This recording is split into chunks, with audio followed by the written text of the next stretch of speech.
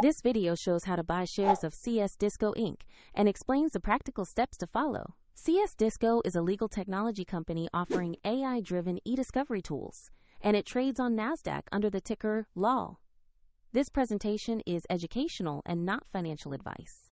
You need a brokerage account to buy shares. I'll use eToro as an example to demonstrate the process. After registering, you will complete account verification, which usually requires an identity document, and you must add funds before purchasing. Use the platform search bar and type the ticker LOW to find the listing. Select CS Disco Inc. from the results to ensure you open the correct stock page. On the stock page, review the company summary and the price chart to confirm the listing. Verify the company name shows CS Disco Inc.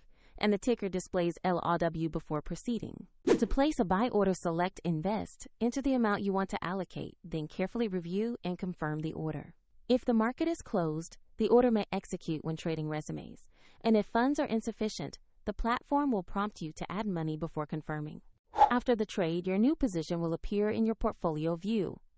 For convenience, the eToro link is available in the description if you want to explore the platform further.